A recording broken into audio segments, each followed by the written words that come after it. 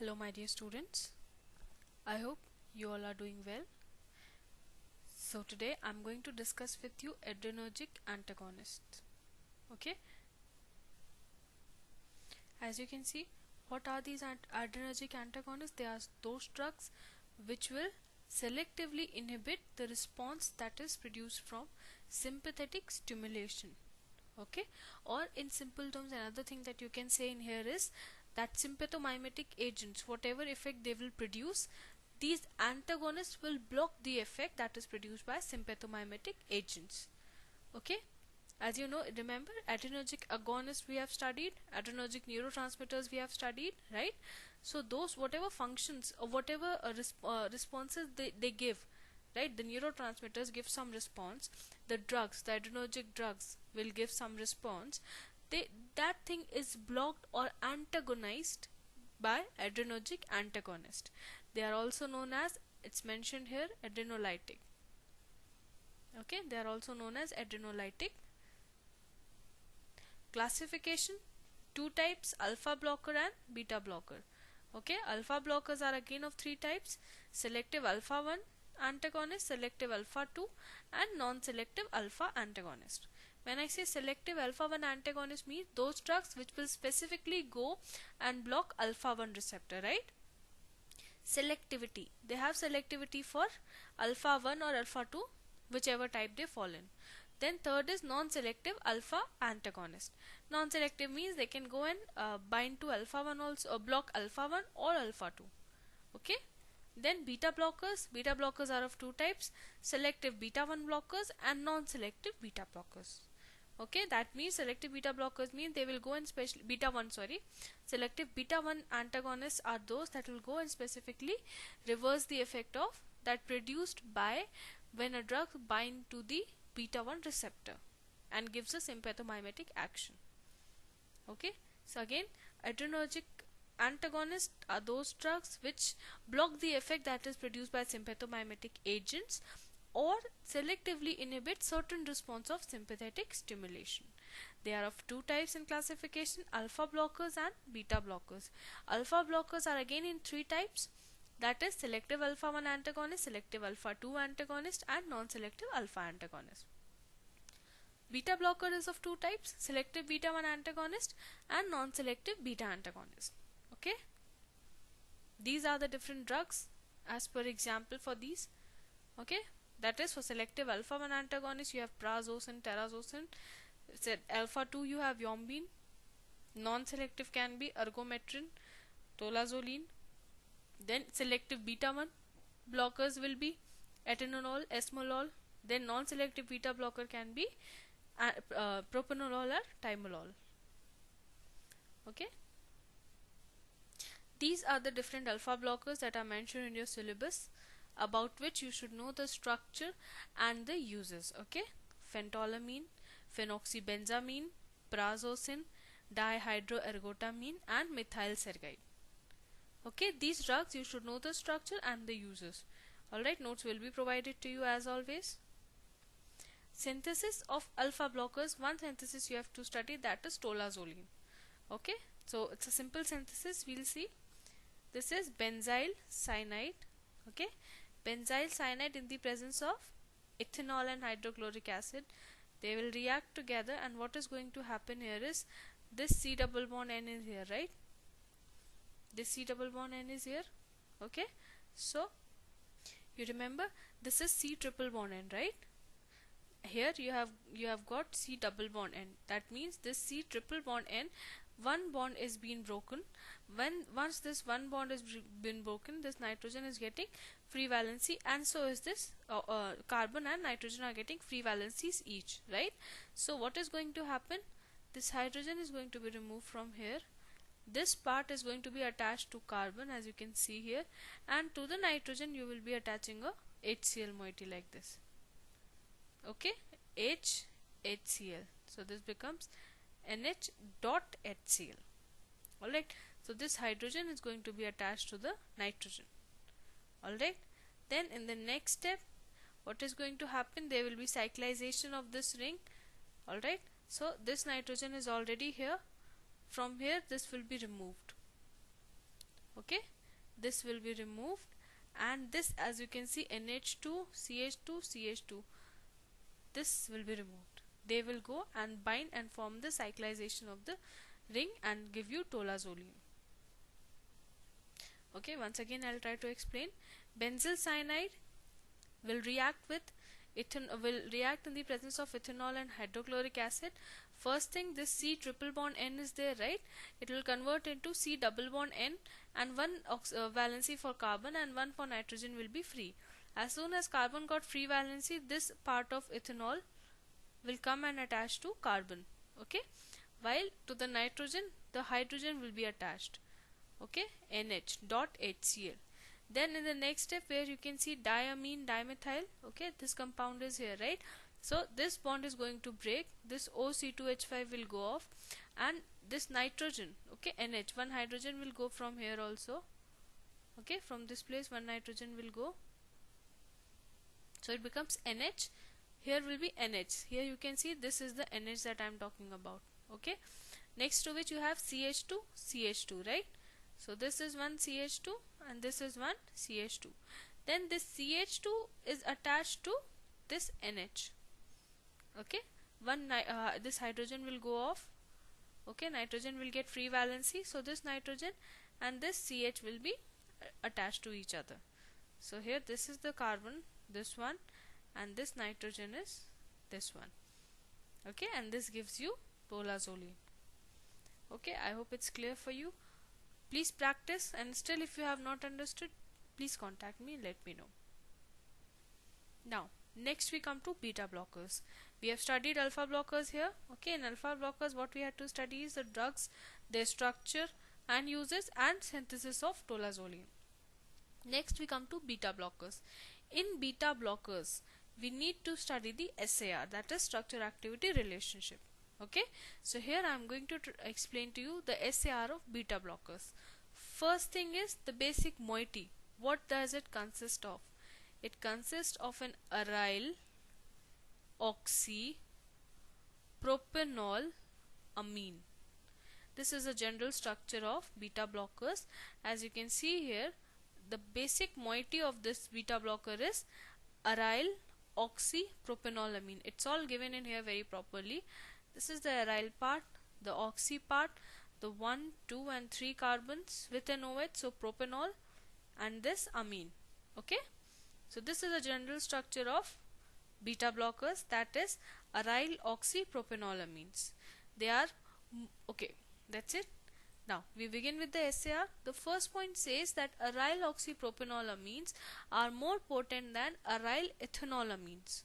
Okay, that means if they are talking about ethanol amines, it simply means that instead of 3 carbons there will be 2 carbons, right? And because they are writing ethanol, that means we can remove this 1 carbon from here and it will be directly attached to this nitrogen, right? So this will be 1 and 1, 2 carbons. So ethanolamine that will become. So the first point says that aryl oxypropanolamine are more potent than aryl ethanolamine. Okay. Next point, the most effective amine substituent is, that means over here, is either isopropyl or tertiary butyl. Okay, the most effective amine substituent will be either isopropyl or tertiary butyl substituents. Next point, then introduction of 4-hydroxyl group on naphthyl ring of the propanol results in a very potent beta antagonist. Okay, see here, wait, where did my cursor go? Yeah, okay, so I'm trying to tell you here, this is the structure of propanolol. Okay, this propanolol, this is the structure. Okay, as you can see, this is the structure, general structure. This is the aryl oxy 1, 2, 3 with the OH propanol amine, right? So this is propanol amine. The first point is clear in here. This is the basic ring of any beta blocker. Okay, then remember the second point, it said isopropyl or tertiary butyl. Here you can see 1, 2, 3 isopropyl, right? So isopropyl moiety is much more effective. So this is propanolol. What the third point says is, if you introduce an hydroxyl group on the naphthyl ring of the propanol, it will give you a very potent beta antagonist. That means they are talking about this position. Okay, at this position, this is 1, 2, 3 and 4. So at fourth position they are telling, see here, this is 4-hydroxypropanol. So 4-hydroxypropanol is much more potent beta antagonist in comparison to propanol. Okay. Next point, what does it say? When we substitute a methyl, chloride or nitro group on the phenyl ring, was most favored at 2 and 3 position and least favored at 4th position. That means if I am putting a methyl chloride or nitro group at any of these positions, that is 2 or 3 position, it is favored. But if I am going at the 4th position, it is less favored. Okay, so if I want to add a methyl chloride or nitro group, I would prefer position 2 and 3 and not position 4. Okay. Next, the larger alkyl chains will be less effective, but isopropyl and tertiary butyl groups will give you the optimal basicity to the amine group for receptor affinity. Okay, that means as it is saying that larger alkyl groups are not required, that they won't give very good effectiveness, right? But only in case of isopropyl and tertiary butyl next to the nitrogen, if you remember in propanol, this they are talking about isopropyl. Okay, so isopropyl and tertiary butyl, these two will give the best basicity or optimal basicity to the amine group for the receptor affinity. That is why these two types will be preferred. Another large alkyl chains are not much preferred. Okay. Next point, when we replace the hydroxyl group with the electron-rich phenyl group at 3-4 position, it gives us good beta blocking activity. Okay, there's a hydroxyl group at 3-4 position and we replace it with a phenyl group, the activity will be much more better. Next point, converting aromatic ring to phenanthrene, this nucleus, or anthracene, this one, was disadvantageous. Okay, that means the aromatic ring that is here, naphthyl ring that you can say, right, this one, the naphthyl ring gives us the best activity.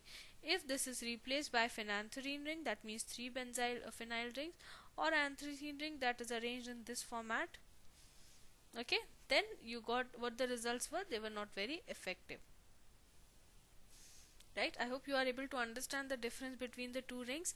There are 3 phenyl rings in both the cases, but the point of attachment is different. Okay, so please don't get confused. Next point, NN dye substitution gave inactive compounds, right? That means if at the nitrogen, at the amine 2, if we are substituting here, okay, at this point they are talking about, this is NH and then there is one R here, right? Any radical could be. They are saying if this hydrogen is being removed and some other alkyl group we are adding here, any R, then N, that means NN dye substitution, do two substitutions as nitrogen. Then in that case it will give us an inactive compound. That means the amine one should be NH, then only the other can be attached to any alkyl moiety. If both the sides of nitrogen is attached to the alkyl moiety, that means it will give inactive compound. So NN dye substitution will give you inactive compounds. Okay, next point, the chain length may be extended to a total of 4 atoms. Propanol is the best, ethanolamine is not very effective, maximum you can go to butanol. Okay, so that is what it is trying to say, that chain length may extend to a total of 4 atoms. Okay, next point, variation in aromatic ring system by heteroaromatic ring retains the activity. Here you can see we had the aromatic ring earlier, right? Aromatic ring, right? Aryl, oxy, propanol, amine, right?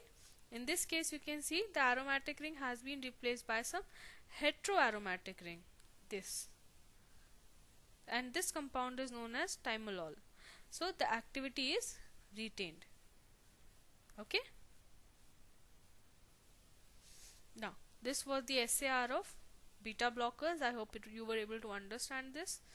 Okay, the simple points they were. Next is In beta blockers, we have to study the synthesis of propranolol. Propranolol is a very good beta blocker, adrenergic antagonist or a beta blocker. So let's see how is it prepared. Synthesis. This is 1-naphthol. It reacts with epichlorhydrin in the presence of aqueous alkali. Okay, what is going to happen? This hydrogen will go off, this chlorine will go off. That means minus HCl. This complete as such will go and attach to the oxygen. Here you can see the naphthol part till here. This oxygen, hydrogen is removed, and to this full moiety CH2CH CH2O, like this, CH2CH CH2O, it's attached as such, right? So simple addition reaction. Next step, in the presence of isopropylamine, what is going to happen in here is this bond is going to break. Okay, when this bond is going to break, that means this carbon got free valency and this oxygen got free valency. So what happened to this oxygen? It attached to a hydrogen. And what about this carbon that got free valency? This carbon is attached to isopropylamine. One hydrogen is removed from here and you get NHCH CH3 whole twice, and this gives you the structure of propranolol. Okay, once again I'll try to explain. 1-naphthol reacts with epichlorhydrin. Okay, this chlorine will be removed from here, hydrogen will be removed from here. This full moiety will as such be attached to this oxygen. Here you can see in the presence of aqueous alkali, this is the part of naphthol which is being attached to full this part, CH2 CH CH2 attached to the oxygen, CH2 CH CH2 attached to the oxygen. Next step, in the presence of isopropylamine will be happening, and this bond is going to break. So the oxygen will get free valency and carbon will get free valency. This oxygen will be attached to the hydrogen and this CH2 will be attached to this isopropylamine. Okay, from this one hydrogen will be removed and you will get NHCH CH3 whole twice, NHCH CH3 whole twice, and this oxygen attached to a hydrogen. Alright, this gives you propranolol. So that's all for this video lecture. I hope you have understood the points that I am trying to explain. With this, we have completed adrenergic antagonists. Okay, please make sure you go through the structures, all the synthesis and everything that's in there. Alright, that's all for today. Thank you very much, class.